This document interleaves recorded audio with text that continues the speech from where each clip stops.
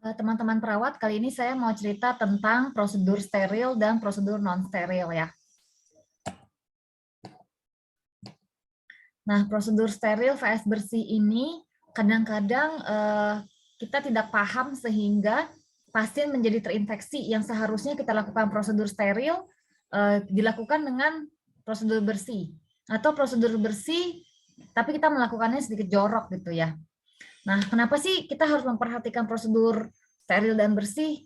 Nah, saya mau mengulas kembali tentang target keselamatan pasien secara internasional ya. Ada 6 target keselamatan pasien.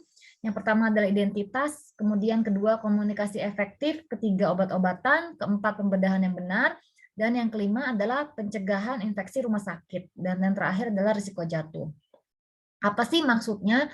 Maksudnya ini adalah standar keselamatan pasien yang tidak bisa dilanggar di fasilitas kesehatan dimanapun yang ada di dunia ini ya, internasional.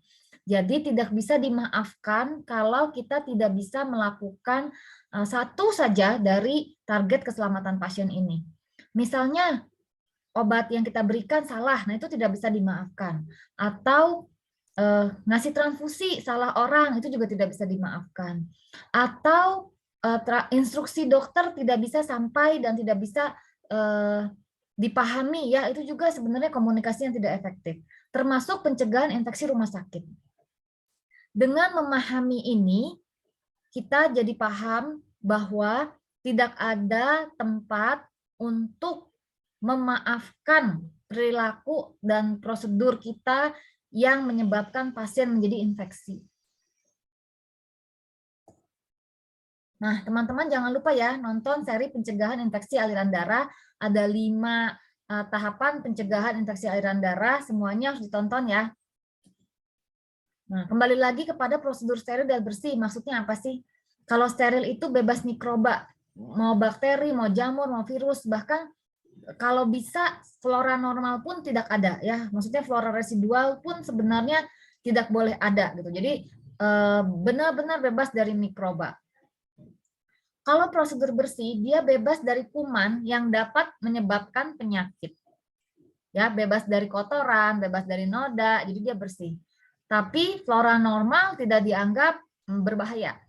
Nah, kalau prosedur steril, flora normal pun tidak boleh ada di situ. Untuk memahami lebih mudah, kita memahami prosedur steril di mana dan prosedur bersih kapan dikerjakan, maka mari kita memahami bagian tubuh kita mana yang steril, bagian mana yang tidak steril. Karena kalau kita paham tubuh kita yang steril, jangan mendapatkan tindakan dengan cara yang tidak steril. Sedangkan kalau tubuh kita yang tidak steril, boleh kita lakukan dengan prosedur bersih. Oke, tipsnya adalah begini, semua kulit kita, semua kulit di luar ini adalah tidak steril plus lubang-lubangnya. Ya, jadi kulit kepala, wajah, leher, dada, punggung, semua kulit tidak steril. Plus lubang-lubang. Lubang-lubangnya mana? Mata, ya kan? Sampai mana? Konjungtiva nih nggak steril. Tapi bola mata steril. Jadi kalau mau cuci mata ya nggak usah steril-steril, bisa gitu misalnya. Ada trauma harus membersihkan atau kita pakai salep mata, itu kan nggak usah pakai gaun, pakai sarung tangan kan nggak usah. Lubang satu lagi, telinga, sampai mana steril? Sampai gendang telinga. Ya, di dalam gendang telinga itu apalagi kohlea di telinga dalam itu steril. Hidung, sampai mana steril? Hidung tidak steril, ada flora normal. Kemudian turunlah ke laring ya. Kemudian ada pita suara. Nah, di bawah pita suara itu steril. Oleh karena itu kalau kita mau suction di mulut ya, kemudian habis dari mulut ke hidung, mengapa apa? Tapi ketika kita suction di mulut terus mau suction ke ETT, itu tidak boleh karena ETT steril, dia di bawah pita suara. Ya, jadi suction ETT harus steril, tapi suction di mulut harus bersih ya. Nah, kemudian lubang mana lagi? Tadi kan telinga sampai gendang telinga, hidung sampai pita suara, mulut ya. Mulut lubangnya sampai mana?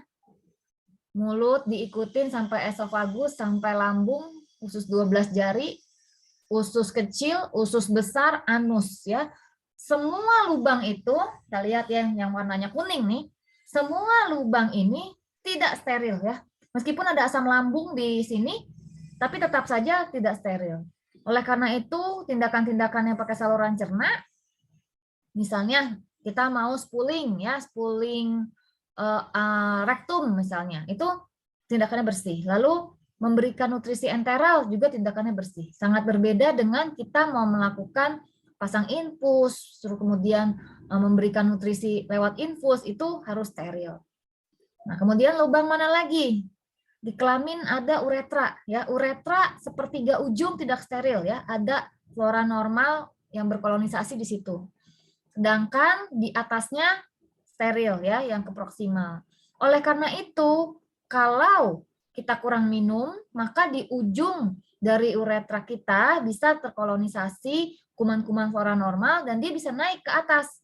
Nah, naik ke atas dari saluran kencing, naik ke atas lalu bisa menjadi infeksi saluran kemih. Lalu ada lubang apa lagi? Di situ ada kalau pada perempuan ada vagina. Vagina tidak steril ya. Oleh karena itu ketika mau melakukan misalnya pemberian tablet vagina itu juga tidak perlu pakai prosedur-prosedur yang steril, tapi harus bersih ya. Tapi kalau mau pasang IUD sudah melewati serviks itu steril ya. Sesar kan harus steril, sangat steril malah ya. Proses sesar karena dia melewati daerah yang steril. Lalu misalnya mau menggunakan vaginal tuse ya, itu harus dalam prosedur bersih. Lalu ada lubang apa lagi di situ? Ya, ada lubang anus. Anus dari saluran cerna mulut sampai anus itu tidak steril ya. Tapi organ-organ dalam itu steril ya, hati, kemudian limpa, kemudian pankreas itu semua steril. Nah, jadi sekarang teman-teman sudah tahu harusnya mana bagian yang steril, mana yang tidak steril. Sehingga kita tahu kita akan masuk ke area apa. Ketika kita masuk ke area yang tidak steril, kita bisa menggunakan prosedur bersih. Tapi kalau steril, kita harus menggunakan prosedur steril. Nah, ini contoh yang sudah saya jelaskan tadi ya. Jadi otak steril, bola mata, kemudian rahim, darah, ginjal, hati, limpa, empedu, pankreas, paru-paru ya. Tapi kulit dan lubang-lubang yang tadi tidak steril ya. Sampai kemana lubangnya? Tadi sudah saya jelaskan. Nah, prinsip prosedur steril itu, kalau kita punya daerah steril, semua barang di situ harus steril. Jangan ada meja udah dibuat steril, ditaruh duk steril, ternyata ditaruhlah ETT yang masih dibungkus ya, bungkusnya tidak steril, jadi harus dibuka bungkusnya, ETT yang steril harus ditaruh di situ. Dan tenaga medis yang melakukan tindakan steril harus steril juga, jangan cuma tangannya ya, tapi dia juga pakai gaun steril, kemudian pakai jubah steril ya. Nah, semua yang melekat sama dia ya steril. Meja yang digunakan untuk menaruh barang steril harus steril juga. Dan dengan prinsip orang yang steril hanya menyentuh bagian steril. Yang on hanya menyentuh bagian yang tidak steril. Kalau yang on ini kemudian menyentuh bagian steril terus dia on lagi, maka ketika si orang steril menyentuh bagian yang tadi sudah on, akhirnya tidak steril. Kalau sudah bersinggungan, kita anggap tidak steril. Ya, dan orang yang on tidak masuk ke dalam area. Jadi kita harus membuat area steril. Menyiapkan lapangan steril sedekat mungkin dengan tindakan. Misalnya kita mau melakukan intubasi, ya saat itu disiapkan, saat itu kita lakukan. Atau kita mau melakukan pemasangan vena dalam, ya saat itu disiapkan, jangan ya udah nunggu nanti shift sore yang nyiapin shift pagi, jangan, karena alat-alat yang sudah terbuka dengan steril bisa jadi dengan udara dan waktu akan menjadi tidak steril ya. Dan daerah steril harus diawasin karena sering sekali tuh lagi tindakan steril ada orang yang pecicilan gitu, kemudian membuat daerahnya jadi tidak steril. Yang terakhir adalah orang yang steril jangan keluyuran ya, dia tetap steril daerah steril sampai tindakan dia selesai.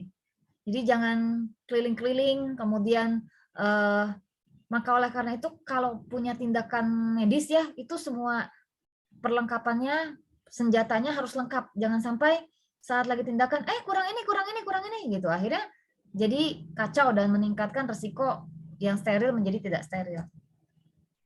Nah, ini contohnya apa? Intubasi. Intubasi masuk ke dalam saluran napas di bawah pita suara. Termasuk juga suction trachea ya, jadi semuanya steril. Suctionnya harus steril. Kalau suctionnya udah terkena daerah tidak steril, dia tidak bisa lagi dipakai. Pemasangan infus karena pembuluh darah dan darah itu steril. Intravena ya, jadi jarumnya harus steril. Kemudian spetnya terisi cairan atau obat yang steril ya, termasuk juga IM. Misalnya kita mau nyuntik vitamin K, vitamin K-nya ya harus steril dalamnya. Kemudian jarumnya juga harus steril.